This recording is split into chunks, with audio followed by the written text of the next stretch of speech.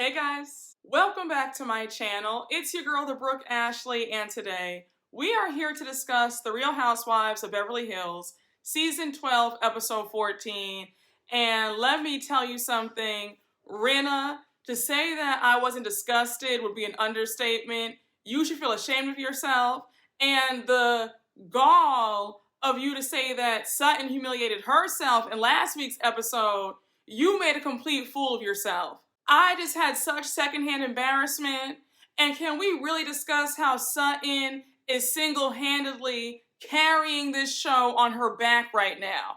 Like I said in the previous recap, somebody get my sis a back brace for Christmas because she deserves it. Kyle, you already know that I'm coming for you in this recap because the way you set things off for no reason was pathetic. And it really shows your true character, how I've been saying this entire time, that you're two-faced, you're phony, and you just love to throw Sutton under the bus every single chance you get. But let me not jump ahead, let's just get right on into it, because we don't have a minute to spare. So this episode starts off with Dorit and PK, and they're at the dentist to get their teeth cleaned. Dorit says that 2 years ago, PK decided to finally get his teeth done, and when they showed that before picture of what his teeth used to look like, I had to look away from the TV because I almost threw up my food. I was like, oh my gosh, PK is supposed to be this rich man. Why weren't his teeth fixed a long time ago? And Bravo, please do us a favor, give us a warning before you show teeth like that, because I was like, oh my gosh. And then we see that since PK got his smile fixed, Dorit went and got her teeth done too. Now when they showed the before and after of her teeth look just fine, but you know how it is when you're in front of the camera, you want things to be perfect. So she went and got her teeth all fixed and they are just white as snow, and her and PK have matching smiles. But anyhow, Dorit starts pitching the charity that she's a part of to the doctor, and she invites him and his wife to their home because she's going to be having a charity dinner. So we learn that a few years ago, Dorit got involved with this charity called Homeless Not Toothless, where they provide dental work like cleanings to people who can't afford it. So she says that Sharon Stone used to be her neighbor, and she came to her saying that you need to be a part of this charity because it's for a great cause. Now I thought it was funny because it seemed like Dorit must have said Sharon Stone's name like 50 times, and it was like, okay girl, we get it. You're on the board with Sharon Stone. She used to be your neighbor. And another quick side note, I feel like there should be a better name for the charity. I don't think that Homeless Not Toothless is the best name, because it's like, okay, now you have a great smile, but you still don't have a place to live. Like, I just think that the name could be tweaked. I don't know if that was just me, but I wasn't feeling the name. So anyhow, their doctor is listening to Dorit's elevator pitch, and he says that he would love to attend their charity dinner, and he would love to donate a smile to a deserving person. So he's on board, and Dorit and PK are super excited. I think that's really awesome that he wants to help out, because dental work is expensive. Like, it's no joke to get your teeth fixed. So we end the scene with PK's cleaning being done, and then he's joking around about how his teeth are really nice now, and if he could pull Dorit when his teeth were messed up, then who could he pull now? I said, Dorit, watch out. Personally, teeth are very important to me, so I don't know if I would have been able to look past PK and his teeth, but Dorit is the one who married him, so she was able to deal with it. So now we jump to the next scene with Sutton. She's at her store and Crystal comes over. So they sit down to talk, and they're making small talk. Sutton is telling Crystal how her daughter Porter has been working at the store for these past few weeks, but now she's homesick with a sore throat. So she jokes around and says, Crystal, would you like to come work for me? So Crystal's like, girl, how much do you pay? Because I'm gonna need some money. So now Sutton says, I pay commission. And the way Crystal looked at her like, just commission? Are you serious? And Bravo is so shady because when they showed all those clothes just sitting there on those racks and showcasing how empty the store is, pretty much saying that nobody's making any commission because nobody's coming in this store. Honestly, I wouldn't be surprised if Sutton's store wasn't making a whole bunch of money.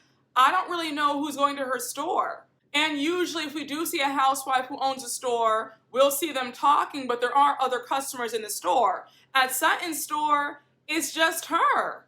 So now they change gears in the conversation, and Crystal brings up the wine tasting at Rinna's house. Remember that Crystal, Kyle, and Diana weren't there because of COVID. So Sutton says it went awful, and then Crystal says, I know. Lisa said that she's very mad at you. She told me the other day. So Sutton is already annoyed, and she's like, look, me and her went out for lunch. She said that everything was fine. She forgave me. We were all good. And then at her wine tasting, she completely switched up. And it's like, whenever she's in front of an audience, she wants to explode, and that's not cool. Then Sutton adds that at this point, she's done everything that she could possibly do to make things right with Rinna, and it's on Rinna and not her. And I said, exactly, Sutton. Stop taking Rinna's issues on.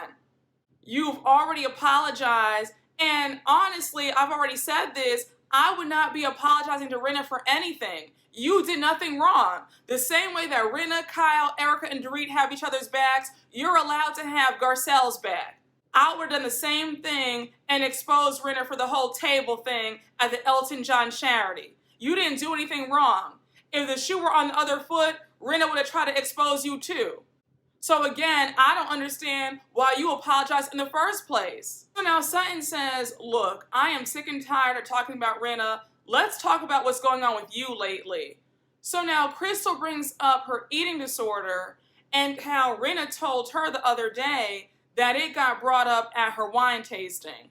And Dorit, I still stand by what I said in last week's recap. You were dead ass wrong to bring up that personal information about Crystal vomiting every day. That was not your place. So Crystal says, because my eating disorder is normal for me, I forget that it's not normal to other people. Now Sutton interjects and says, I have to admit, when they all brought it up the other day, I didn't feel like they brought it up out of grave concern. So Crystal is upset to hear this, and she's like, what do you mean? Like they were judging me? And Sutton says, yes. Now personally, I don't think that they were really judging Crystal. I think that they're coming from a place of being messy.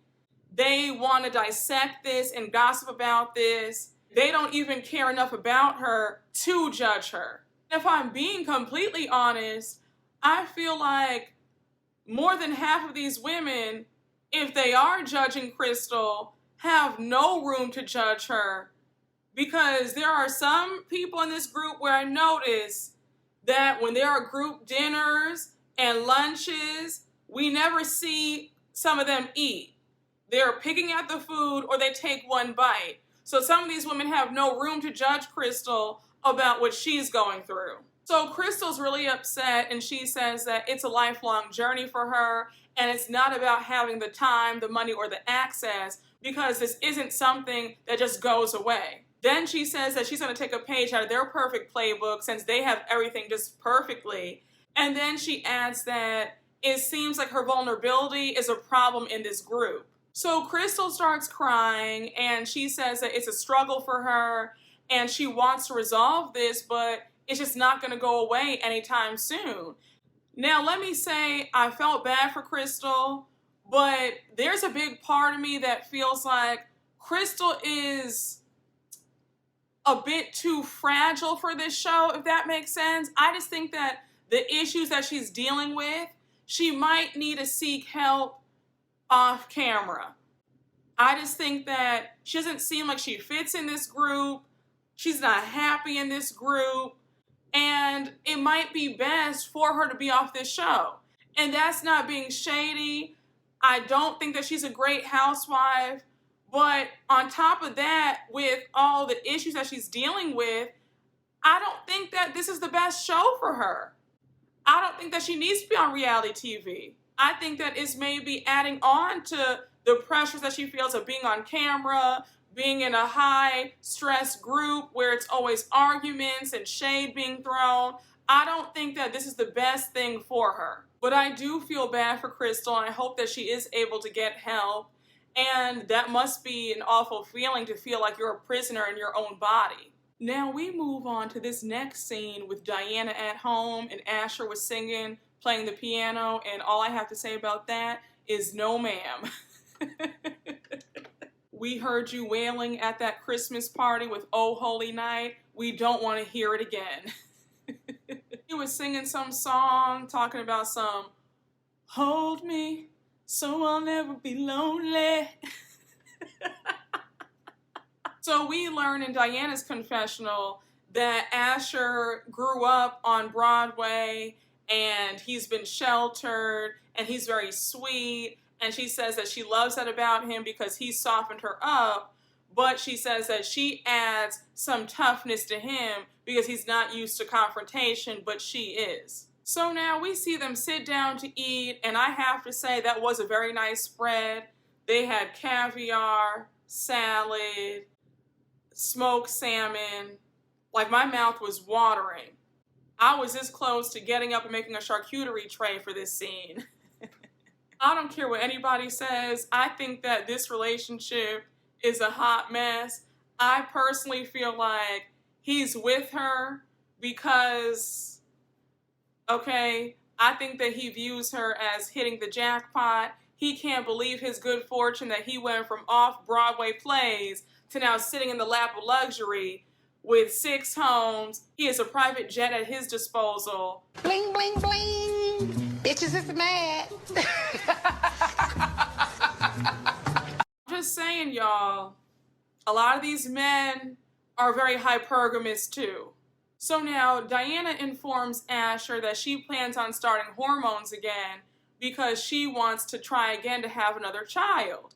She goes on to say that when she told Asher about the miscarriage, it shifted their relationship and brought them closer. So Asher is excited that they're going to try one more time. And then Diana says that she wants to have more kids. She just loves having babies. I have to be honest, I was really surprised to hear that Diana and Asher want to try again for another child, seeing as to how Diana had a miscarriage and she dealt with bed rest and she was in a lot of pain. Like, I was really surprised by that. But if that's what she wants to do, God bless. So now we move on to the next scene with Kyle at home, and she has Erica come over, and they're doing assisted stretching. Kyle hired this stretch coach. He has a gong for a sound bath. And so we see Erica go up on the bed first, and the coach is stretching her out. So of course, when the coach started stretching Erica out, she's talking about she has a love affair with pain and how she's flexible in all situations, especially in the bedroom. Like, okay, girl, you're doing all this talk and you're probably a dead fish just laying there. I'm just not buying what Erica is trying to sell. So now it's Kyle's turn to get stretched, and she says that she's super bendy and how she suffers from hypermobility syndrome. I'm thinking, Kyle, shut up. You always have something going on. So the stretch coach leaves, and now they go over to Kyle's pool to sit and talk. So Kyle wants to know about Erica's dating life, and so Erica brings up this mystery man who she claims that she's been having all this hot sex with, and she says that more than anything, they're good friends. So Kyle wants to know, is he older, younger, your age, like what's tea? Erica says that he's younger than Tom, but he's older than her. Now, like I told you guys in last recap, I don't believe that there is any man. I think that Erica's making this up. I just don't believe it for some reason. I think that Erica is lying for attention. I'm just not believing that she has this mystery man where she sees and she's hooking up with. I don't believe it. So they change gears in the conversation, and Kyle brings up Diana's Christmas party because that was the last time that she had seen Erica. So she brings up how Garcelle had some concerns about Erica's drinking. So of course Erica is annoyed and she's like, I'm sick of this story circulating about me having a problem. Now Kyle, there was no reason for you to bring up Diana's Christmas party. That was how many weeks ago? You just can't help yourself. Like, you have a hard-on for throwing Sutton and Garcelle under the bus. The way Erica treated Garcelle's sons at her birthday party, she has every right to voice her concerns about Erica's behavior. Now, Kyle, you're the same woman who called your own sister an alcoholic on national TV. You spoke about Kim's drinking problem every chance you got in the earlier seasons of Beverly Hills. So the audacity of you to act like Garcelle is in the wrong for talking about Erica having a problem is just so comical and so hypocritical. Kyle, you should be the last person to talk about anybody knowing how you did your sister. Like, what are you saying? So of course Kyle has to be messier because she can't help herself, and she starts asking Erica if she thinks that Garcelle is coming from a good place. So now Erica says that she does not think that Garcelle is coming from a good place, and how it shows her that you can't have a good time in front of certain people. And it's like, no, you can have a good time, just don't make an ass of yourself. Erica is one of those people who cannot take accountability for anything. It's always somebody else's fault, and she wants to make it like somebody else is ruining her good time. And in my personal opinion, I don't believe that Erica has a drinking problem. I think that she's doing this for attention and for a storyline. This whole getting shit-faced at every single event is giving, I'm doing this for a storyline. It feels very calculated. And like I've told you guys in many recaps, I didn't believe that she was drunk when they were in Mexico either. I thought it was all an act. So now we move on to the next scene, and it is the big night of Dorit and PK's charity dinner at their home. And when I say that they did a beautiful job decorating their home, the table looked stunning. And Dorit looked good. I love that Cavalli dress she was wearing, giving very much old Hollywood glam. And we see Dorit say in her confessional that while she likes a good theme, she can't stand a difficult dress code. So she made the dress code easy for tonight. Everybody has to show up in black and gold, and that's easy. So we see Kathy Hilton arrive first, and she brought her friend Dwight as her date. I'm thinking, are we ever going to see Rick Hilton make an appearance? Like, what's up with Kathy always bringing another friend as her plus one? But anyhow, we learned that PK and Dorit also know Dwight, and they met Dwight through LVP and Ken. So Dorit throwing shade, talking about, and yeah, Dwight is no longer friends with them either. And it's like, you're just so pressed. Like, why does Lisa Vanderpump live in your head rent-free? She's been off this show for a few years now. You guys are no longer friends, so why do you care? That's how you know that Lisa Vanderpump was always that girl and still is that girl, because y'all can't stop talking about her. So we see Diana arrive next. Asher couldn't be there because he had some virtual concert that he had to do, and she was in all gold. Now we see Rinna and Erica show up together, and while I can't stand Erica, those Versace platforms she had on were chef's kiss. Like, I need those. So more of the guests start arriving. Crystal and Rob show up. We see the charity reps are there as well. And it was just so interesting because at one point we saw PK talking to Erica and somebody else, and he was discussing the night of the DUI. And he was like, yeah, I was hanging out with Lionel Richie and John Legend. And when I got pulled over, the cops asked me where I was coming from, and I told them, and they didn't believe me. So it was like, you know, the night just went from bad to worse.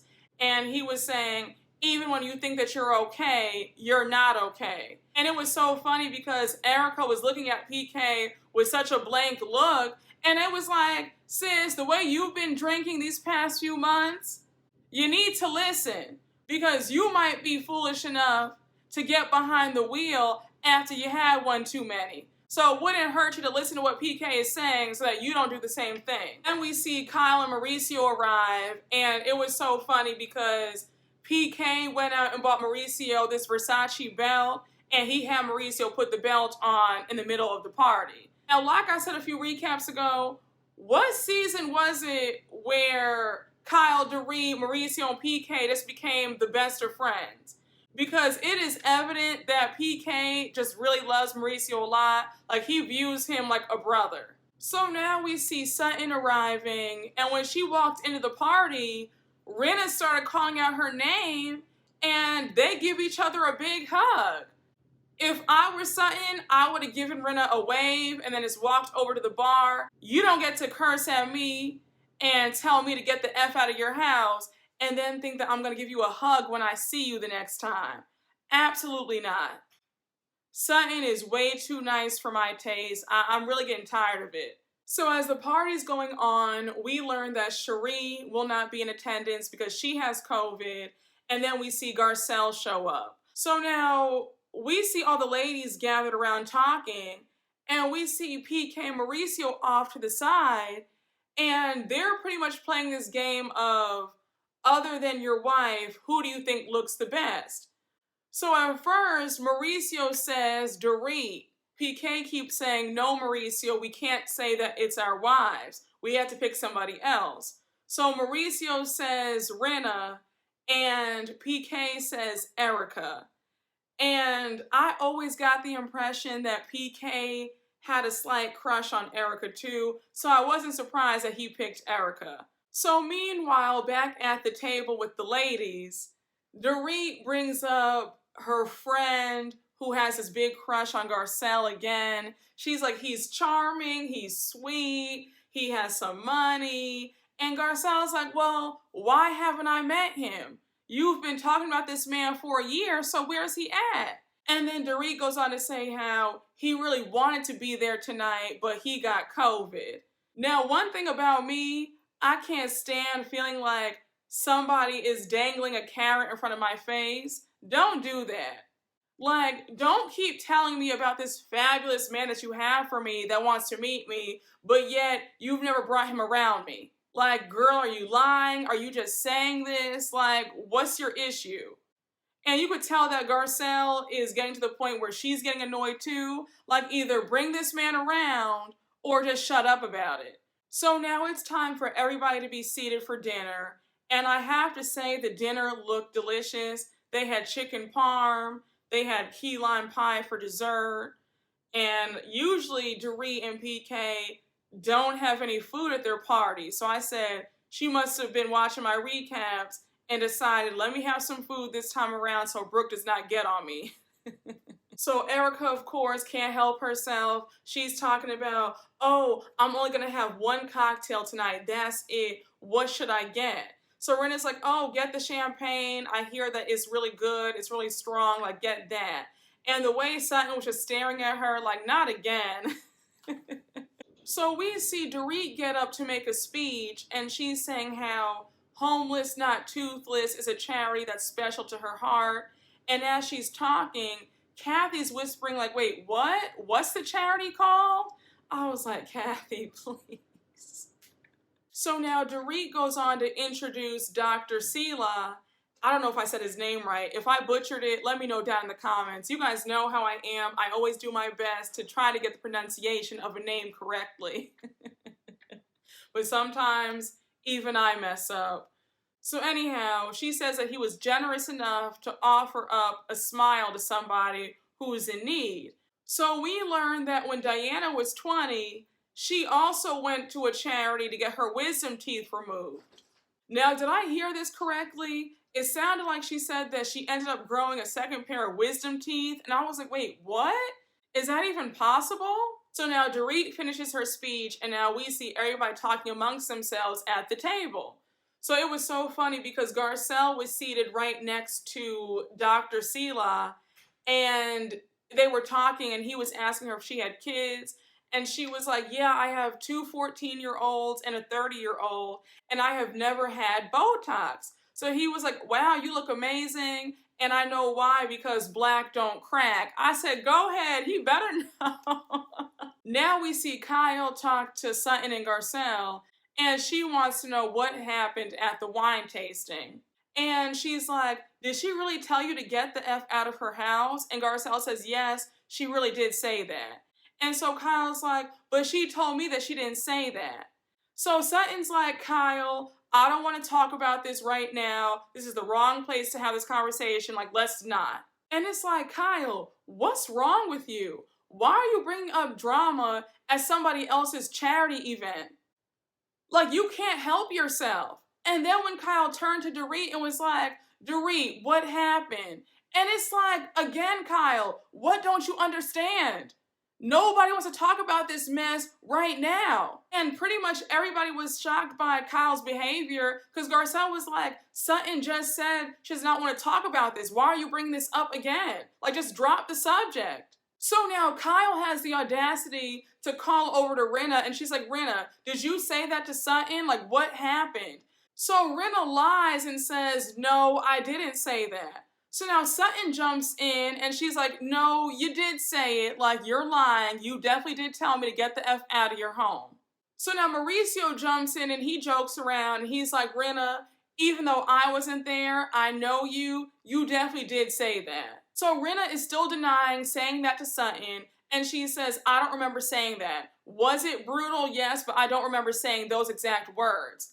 So Rinna goes on to say that their issue could actually be put to bed. And now Mauricio jumps in yet again, and he's like, well, actually, I don't think that you and Sutton's issue could be put to bed. I was like, wow.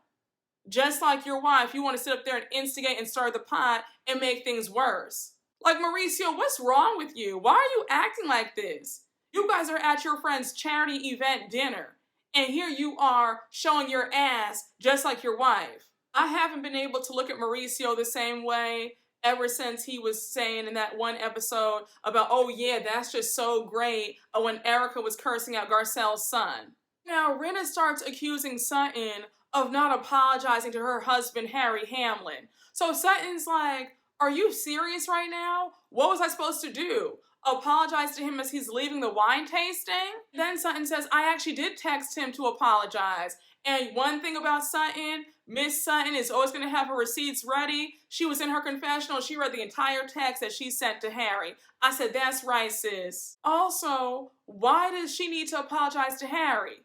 Harry needs to be apologizing to her for his wife's awful behavior. Let's start there. So now Rinna starts raising her voice, and she demands that Sutton make a public apology to her and Harry if she wants us to go away.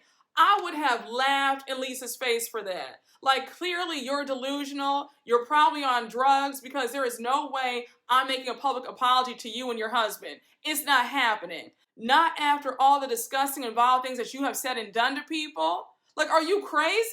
When I tell you, Sutton had me screaming.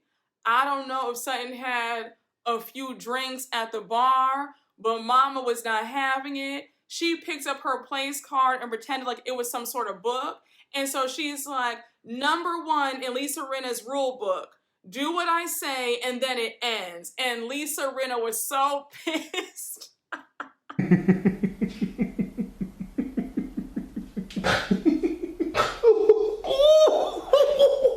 If Sutton isn't running this entire season, then I'll be damned. Mama is carrying this franchise on her back. So you have Rinna still screaming, making a complete ass of herself. Everybody is mortified. You have Kathy Hilton sitting there. You have Dr. Sela and his wife. They're in shock. His wife is texting Crystal like, what the F is going on?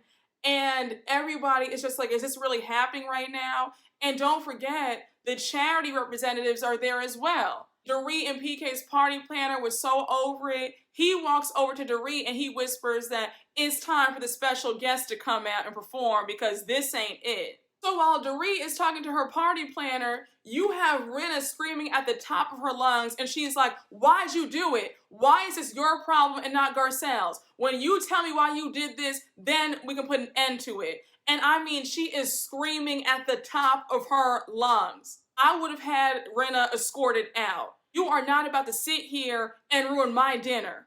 I paid good money for this chef, all this food, the decorations, the bartender, all this liquor. I'll be damned if you sit here and ruin it and make me a laughing stock in this charity circle. So now Dorit interrupts and she's like, put a pin in this, like, stop it right now, stop all the screaming, stop all the arguing. And then she's like, who started this whole thing anyway? So everybody says Kyle did.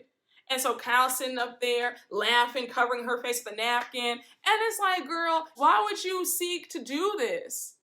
It almost felt like you deliberately wanted to sabotage your good friend's event. So now the special guest comes out and it's Melissa Etheridge. And when I tell you that Kyle was being so annoying in this scene, she was just getting up and dancing, being so dramatic. Oh my gosh, I love this song. I just love her so much. It was like, girl, shut up. You started all this mess and now you want to sit up there singing and dancing and laughing. Like, sit down, please. You've caused too much trouble. I wouldn't even have let Kyle sit there and enjoy this special performance. Garcelle was so mortified when Melissa Etheridge came out. She was like, this is not a good look for us at all. She heard us acting like fools. Like, it's an embarrassment. I would have felt embarrassed too because now this performer has a bad impression of you because of this nonsense. Like, imagine if you were at a private charity event and you get into some blowout fight and then 5 minutes later, Rihanna comes down the stairs to perform, you'd be mortified too. Like, oh my gosh, Rihanna heard us sitting up there showing our asses. Like, really? So Melissa Etheridge finishes performing and then she leaves and now they all sit back down to finish the remainder of their dinner. So now PK jokes around that they can start arguing again. And here's where Rinna brings us the BS. Rinna says that she's over it and how her mom's things came to her house today and it's just really heavy and she's super emotional. So here comes the breakdown and she says, I just can't do this anymore. My mom passed away 2 months ago. I just can't do this. Like, it's really heavy for me right now and I'm just so tired of fighting with Sutton. I'm over it. We're letting this go right now. Rinna starts hysterically crying and I would like to know, how are you able to cry so hard but yet no tears come out? I'm a crier. And when I cry, I mean, the tears are pouring down. Shirt is all stained. Makeup is all runny. It's a mess. The lashes have come off. And how Rinna was doing all this dry heaving and hysterically sobbing, but yet I didn't see a teardrop fall out of her eye. I was confused. And they were all comforting her, and she kept saying, I'm just so sorry. I'm so sorry to do this at your charity event. And it's like, Rinna, no, you're not. Also, for you to blame your mother's passing for your behavior is unacceptable. Because what was your excuse before Lois passed away? Let's talk about it. Because since you've been on this show, you've been a nightmare. You've been very nasty, very two-faced. You've done a lot of evil things. Also, your parent passing is not an excuse for you to be nasty and cursing at people. My father passed away last year unexpectedly. He was only 61 years old. I have yet to show my ass or start cursing at people and taking my anger out on anybody. So miss me with that. I don't want to hear it. It's not an excuse. It's pathetic of you to even use that as some sort of excuse. You're just a nasty person. That's why you act the way you do, Rinna. I'm not trying to be heartless or cruel, but this whole entire scene was BS. It felt forced. It felt like soap opera acting. And we know that Rinna is an actress. So there's always a bit of a side eye on what's real and what's not. And then when she apologized to Sutton saying, I'm sorry for projecting on you, it's not you, it's me. It's like, but how many times have we seen this before? Where Rinna will apologize, then she'll take it back, then she's just fighting with you again. It's enough already. If I were Sutton, I would take the apology with a grain of salt and leave it at that. Rinna is incapable of being a decent friend to anybody. And I want Sutton to stop falling for it.